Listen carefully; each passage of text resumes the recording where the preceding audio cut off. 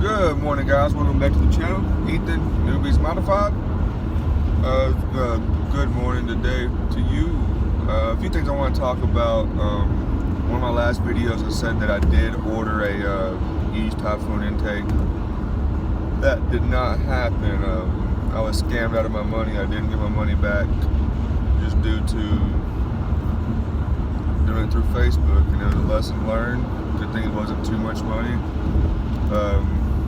Right now, just driving to work. It's kind of raining a little bit. Got you on the stand with the iPhone. But yeah, I was scammed out of my money. I contacted Facebook and contacted PayPal.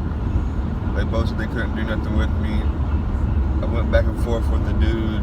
He said it wasn't him, that somebody hacked into his account and pretty much just took a whole bunch of people's money. And that he's been working with PayPal and them about getting that fixed. But then he just stopped talking to me. So, lesson of the story, just make sure you know who you're dealing with and that you have it insured where you can get your money back if you don't get your product. So, I'm just looking for, probably just gonna save up and just get a brand new one. There's no point of me just trying to find another used one. I want the metal intake so it doesn't have cracking problems, and then especially if I either go turbo or nitrous or anything like that, I know the plastic one would probably crack on me if I do something like that. I know that metal one, it's not going to crack, it's just going to warp and damage shit. Just fine with me. This is a project car, going to be a drag car one day. Just steps by steps of getting stuff done to it.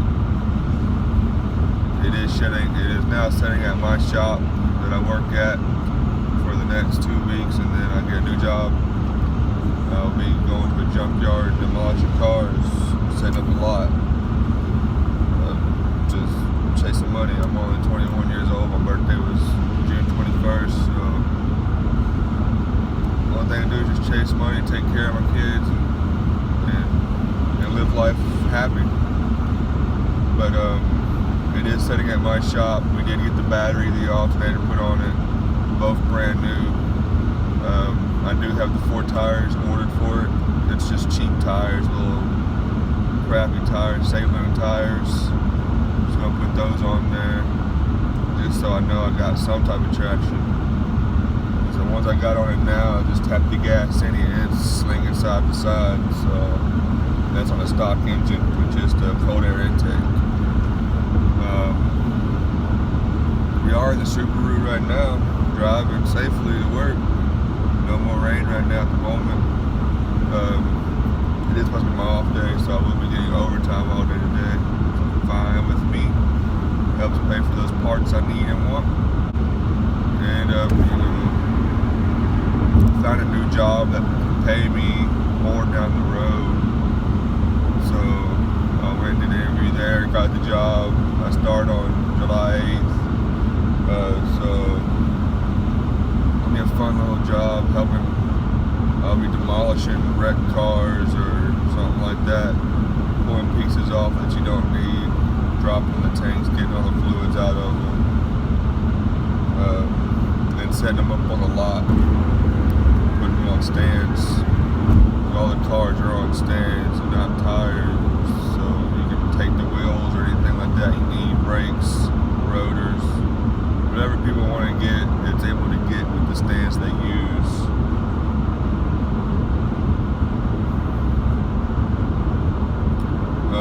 I have been looking into getting I want to get a radar detector because I do have a heavy foot, so that would, but it's a good morning.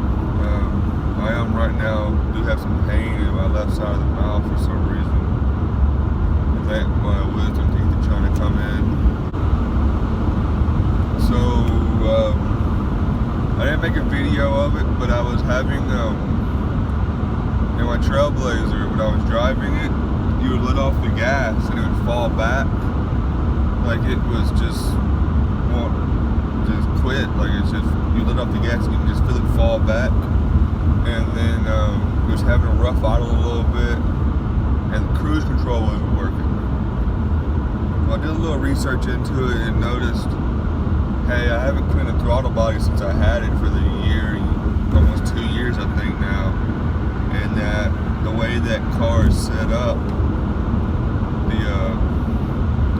there's a hose that comes right out of the valve cover that shoots off into the intake. So you're steadily burning oil vapors all the time with that vehicle. So what I did was I broke it down, pulled the throttle body out, and seen that it was really dirty. So I went to the store, I got some cleaner, cleaned it up real good.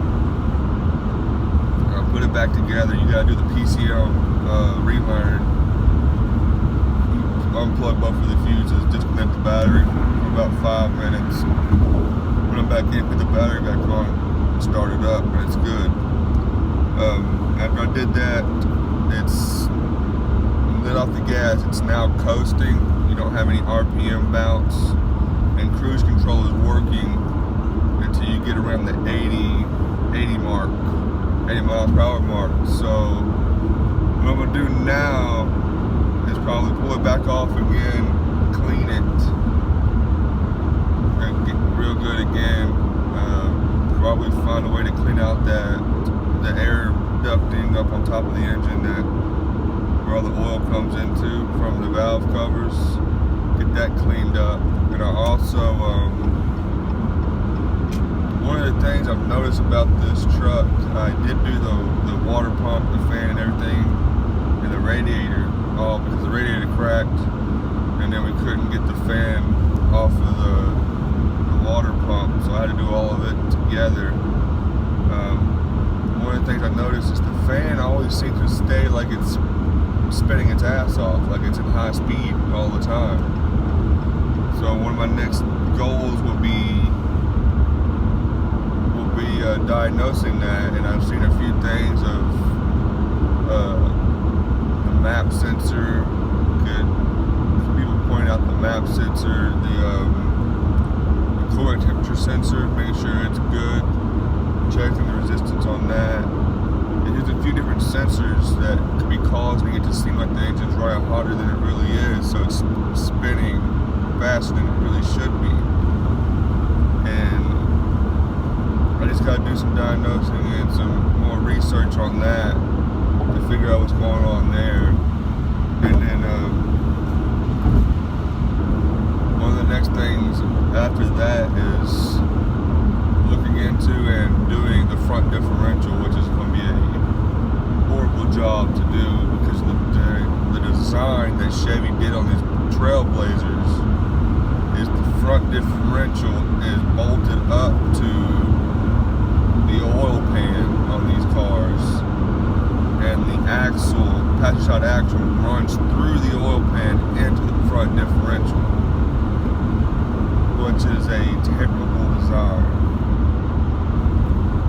It's a terrible design. Yeah, but like I was saying, one of the things, Chevy did a terrible design on having the axle run through the oil pan into the front differential. That differential, the axle seal on the driver's side leaks. So when I got the truck, I didn't know about that. And one day I was in the oil change, I just checked the front differential, it was completely dry.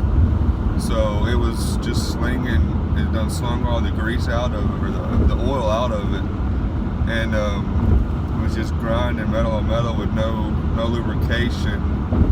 So the front differential is pretty wore out, and it makes a little bit of noise. So one of the things I want to do is pull it out, put new seals all across with 2 new axles, because the passenger side boot is busted, so it's slinging grease. Right now I'm just pumping grease in the little hole that there is, keeping it greased up for now. But I really want to keep the truck a four-wheel drive truck, well, possible four-wheel drive truck. So I would have to get a new differential, put that in, get 2 new axles, put those in. I just did the front hubs not too long ago. Did a lot of suspension parts, upper controller arms, rack and pinion, ball joints on the front, along with the front differential, figuring out that fan. The only other thing I want to do is shocks and struts all around, just so that it has brand new suspension parts all around, and it's working from the bottom end up. Just getting that done, and then all I have to worry about is keeping the engine and transmission healthy, which I do the oil change all the time. I keep Lucas in them. I keep other oil stabilizers inside of them. I do need to do a few fuel treatments to keep the fuel system cleaning, as evidently the throttle body was really dirty, and just keeping the transmission full, keeping it clean.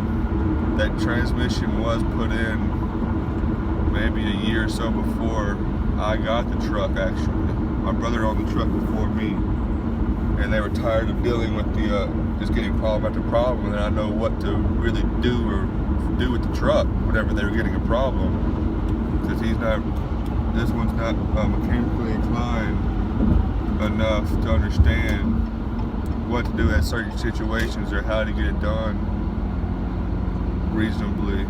And with me working on wasn't working on a shop yet. I was still at FedEx when I was down in Mississippi. Just getting the truck and knowing the basics of what to do in certain situations helped me.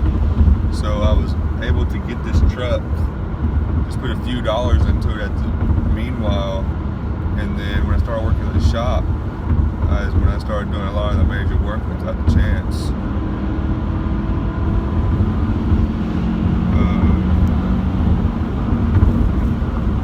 So I started doing a lot of the major work when I got the chance. I did all the suspension parts pretty much on the front end, because they were pretty much wore out. I got them all done, and then a few things just come by. I did the alternator on it, and then we did needed a belt. The radiator had a small crack in it. It wasn't busted, it just had a small crack and was seeping a little bit.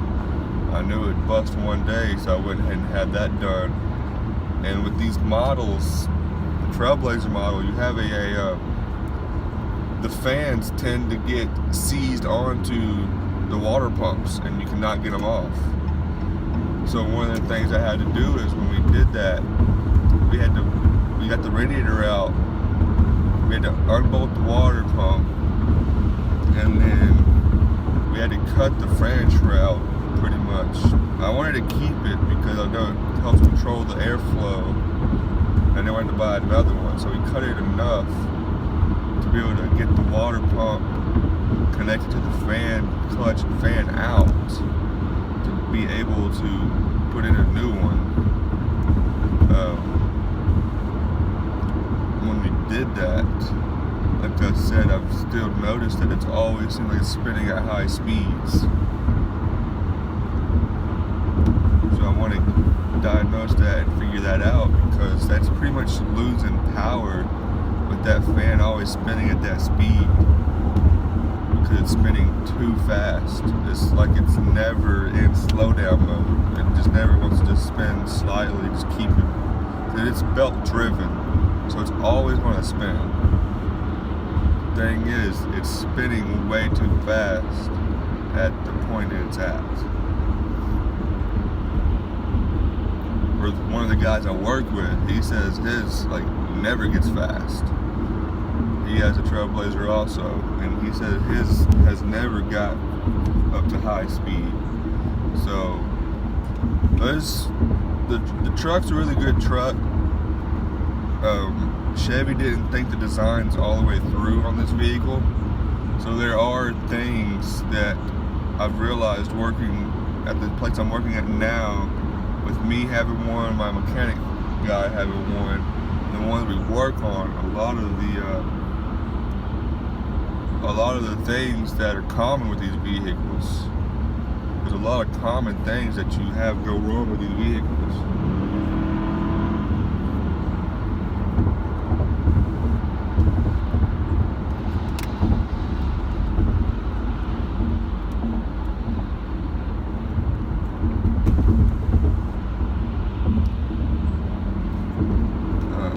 So there's a lot of common things that go wrong with these vehicles, and it's not a bad truck for what it is. My girl, she doesn't like it too much. She wants a new one, but she don't understand of how good this one really is and the money we don't put into it. You're not gonna get the money out that you don't put into it. Never. And no matter what you do, unless it's a real build to a car, you're never gonna get the money out that you put into it. And she doesn't realize that we can just keep this vehicle steadily, just slowly build it up. I don't mind getting her a new one. I told her when I paid the car off I got right now, the Subaru, when I pay that off, I would get a truck. I want a diesel truck. And she says that I'm not gonna get it, that I'm not gonna let her drive a diesel every day. But it's fine with me. But I'm not gonna pay for multiple cars at once. I'm gonna pay the Subaru off, and I will get a truck. We'll look into what type of truck we want to get. If it's a Dodge Cummins diesel, or a Dodge diesel, or a Chevy diesel, or just a Chevy Silverado. It's just, I'm not going to pay for two vehicles at once when you never know what can happen. You might need some money. And the thing is that Trailblazer's paid off, so the only thing I got is maintenance. Only got maintenance, and it's not just oil changes. It's not nothing that majorly needs to be done at the moment. So I got about 3 years. I'll pay this vehicle off, and I'll get a nice car, or I'll get a nice truck, which I'll need one by then anyways to be able to pull the Mustang, because hopefully by then this Mustang will be built where I'm not allowed to drive it on the street no more. It will be built for track only. And if it's not this Mustang, hopefully I have a Mustang or car that is track only, or two that is track only. I would need a truck, preferably a diesel, to pull these vehicles.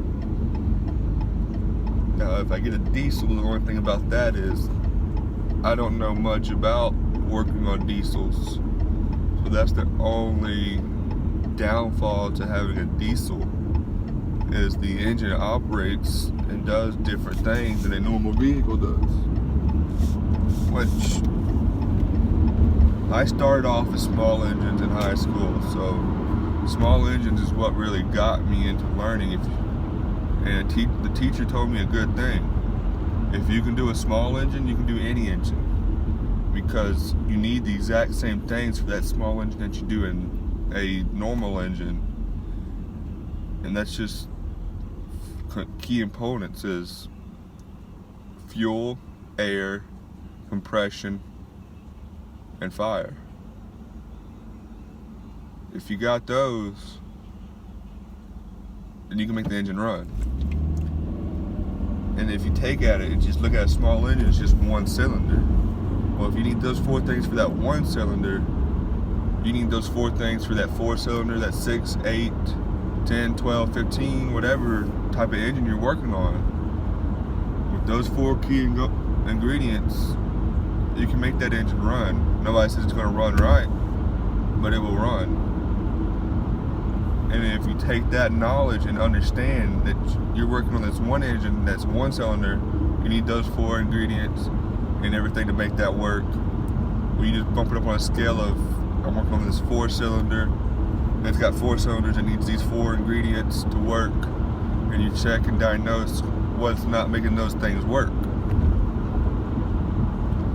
But with a diesel engine, it doesn't have spark. It uses straight compression with glow plugs and the cooling system's a lot different.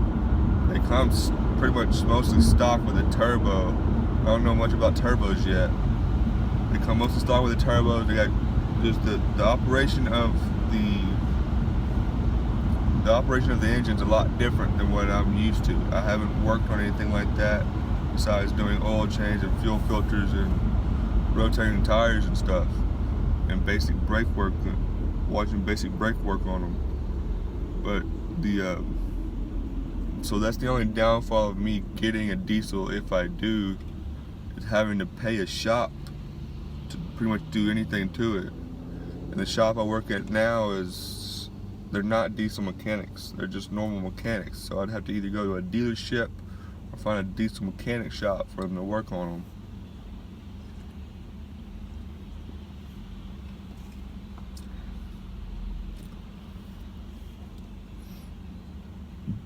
But the main thing with doing this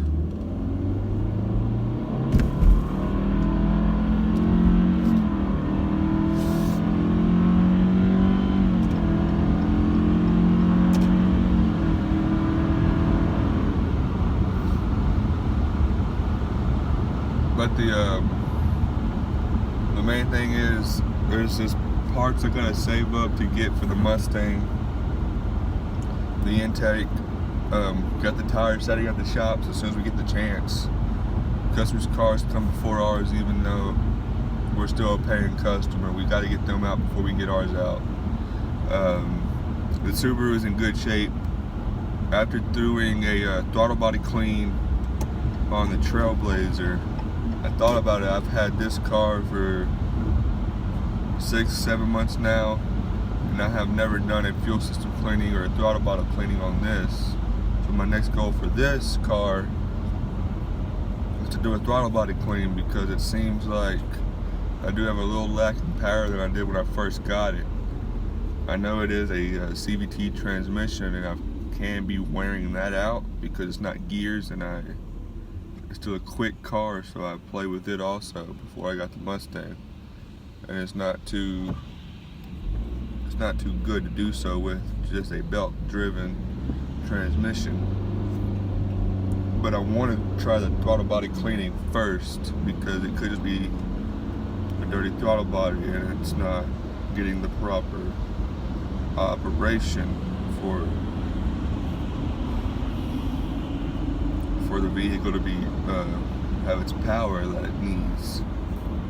But other than that, the Subaru is pretty much up to date on everything, checklist wise, of recommendations per dealership, besides a transmission and a gearbox service. And I haven't had the time to contact Subaru and set an appointment for it to be dropped off for those two things. And if they think it's good to do at 114,000 miles, that I've never seen it done in the record of it being driven. And the nice thing about this car is it does have a lot of miles, because it was a fleet car. It was somebody who drove all the time, but with it being a fleet car, when we would go into the shop, anything that needed to be done, or everything that needed to be done, got done. With it being a fleet car, when it goes in the shops, the shop has to call in to the fleet company and talk to them and get approval for things. And if it is due, it's going to get done. But that's just the basics of what's going on right now with the channel. Waiting on parts for the truck. Haven't got those in yet.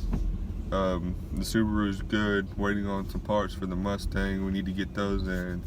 But good morning, guys, and have a good day.